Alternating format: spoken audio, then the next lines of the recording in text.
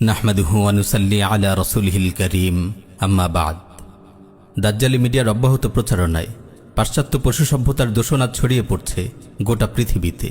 নাটক, cinema, TV series, বিজ্ঞাপন ইত্যাদির মাধ্যমে পশ্চিমাদের অশ্লীলতা, বেহায়াপনা, বেলিল্লেপনা আসন গেড়ে বসেছে মুসলিম সমাজে। বেশ্যা নর্তকী যারা টাকার বিনিময়ে অগণিত পুরুষের মনোরঞ্জন করে, বেহায়া অভিনেত্রী নিজেদের যৌবন নিয়ে যারা ব্যবসা করে, ভ্রষ্ট মডেল যারা নিজেদের নাপাক রূপ সৌন্দর্যের ঝলক দেখিয়ে পুরুষদের মনে জাহান্নামের আগুন জ্বালায়, নর্দমার কীটের মতো এমন নিকৃষ্ট নাপাক দেহ ব্যবসায়ীদের দাজ্জালি মিডিয়া মুসলিম মা বোনদের সামনে উপস্থাপন করছে নারীদের আদর্শ হিসেবে। তাদের নিকৃষ্ট অপকর্মকে মহান পেশা হিসেবে চিত্রিত করছে। ফলে তাদের জাহান্নামী লাইফস্টাইল, তাদের অরুচিকর বিহেভিয়ার, তাদের অশ্লীল ড্রেস আপ, তাদের বিভৎস মেকআপ ইত্যাদিকে আজ সম্মোহিতের মতো অনুসরণ করছে মুসলিম নারীরা। নাউযুবিল্লাহি মিন যালিক। জাহান্নামের ফেরিওয়ালা এসব নাপাক দেহ ব্যবসায়ী নর্দমার কীটগুলো কিভাবে আমাদের মা বোনদের আদর্শ হতে পারে? প্রিয় বোন আমার, আপনি যখন দেহ ব্যবসায়ী বেহায়া অভিনেত্রীদের লাইফস্টাইল দেখে মুগ্ধ হন, সেজে গুজে আটোসাটো পোশাক পরে ভ্রষ্ট নাপাক মডেলদের মতো রাস্তায় বের হন, চারদিকে অশ্লীলতা ও বেহায়াপনার দূষণ ছড়ান, আল্লাহর কসম আসমান আপনাকে দেখে কেঁপে ওঠে, জমিন আপনাকে দেখে লজ্জিত হয়, পাহাড় আপনাকে দেখে অভিশাপ দেয়। প্রিয় বোন আমার, আপনার পরিচয় আপনার জেনে রাখা উচিত। আপনি হায়া, লজ্জা, রুচি ও পবিত্রতার প্রাণ পুরুষ মুহাম্মদুর রাসূলুল্লাহর উম্মত। আপনি একজন আত্মমর্যাদা সম্পন্ন মুসলিম নারী। আপনি কোনোভাবেই পাশ্চাত্য পশু সভ্যতার সন্তান নন। আপনার দেহে বইছে মুসলিম মা বাবার বিশুদ্ধ রক্ত। আপনি রাস্তার কোনো পতিতা নন। আপনি সাইয়্যিদা খাদিজা তাহিরার পবিত্র মেয়ে। আপনি সাইয়্যিদা ফাতেমাতুজ জাহরার ভাগ্যবতী কন্যা। আপনি আম্মা জান সাইয়্যিদা আয়েশা সিদ্দিকার গর্বিত উত্তরসূরি। আপনি সাইয়্যিদা আসমা বিনতে আবি বকরের আদর্শের পতাকাবাহী। আমার বোন, আমি একজন মুসলিম ভাই হিসেবে আপনাদের সতর্ক করছি, কাফিরদের জীবন বিধ্বংসী চক্রান্ত সম্পর্কে সাবধান করছি। ওরা আপনার কাছ থেকে কি চায় তা সুস্পষ্ট ভাষায় আপনাদের সামনে বর্ণনা করছি। এই কুকুরগুলো আপনাদের অপবিত্র করতে চায়। আপনাদেরকে তারা তাদের লালসার পণ্য বানাতে চায়। ওরা আপনার নিরাপত্তা ছিনিয়ে নিতে চায়। ওরা আপনাকে সহজলভ্য করে তুলতে চায়। আপনার ইজ্জত ওরা কেড়ে নিতে চায়।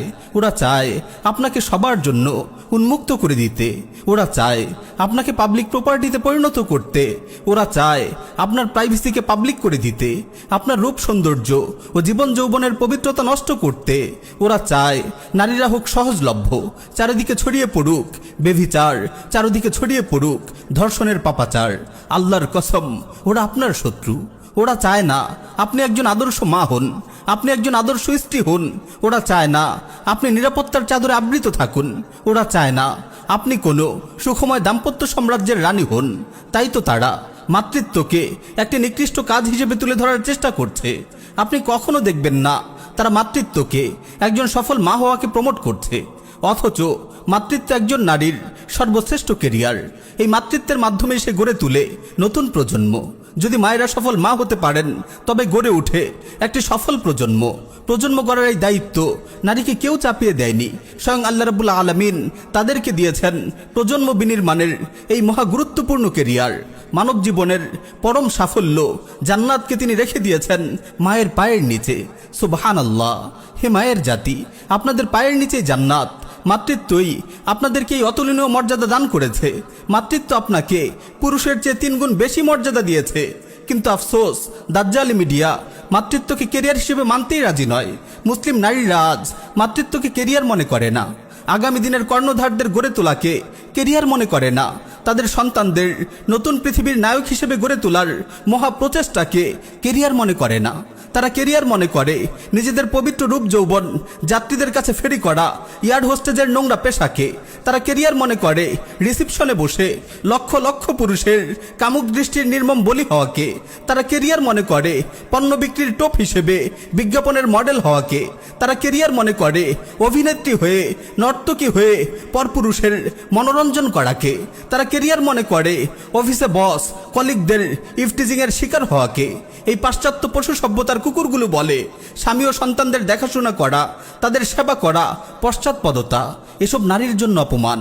আমার বোন, একটু ভেবে দেখুন তো, পরিবারের নিরাপদ আঙিনায় স্বামীর প্রেমময় স্ত্রী হয়ে, সন্তানের বেহেস্ত হয়ে, রাব্বাতুল বাইত হয়ে, পরিবারের রানী হয়ে তাদের দেখাশোনার দায়িত্ব পালন করা নারীর জন্য অপমানজনক, নাকি টাকার বিনিময়ে এয়ারলাইন্সে, রিসিপশনে, কর্পোরেট অফিসে, কারখানায় পরপুরুষের খেদমত করা তাদের কামনার বলি হয়ে ইফটিজিং ও ধর্ষণের শিকার হওয়া অপমানজনক? প্রিয় বোন, আপনি কখনো দেখবেন না তারা কখনো নারীদের আদর্শ ও বিশ্বস্ত একজন স্ত্রী হওয়ার জন্য উদ্বুদ্ধ করছে। আপনি কখনো দেখবেন না তারা একটি সুখময় দাম্পত্য জীবন বিনির্মাণের জন্য আপনাকে পরামর্শ দিচ্ছে।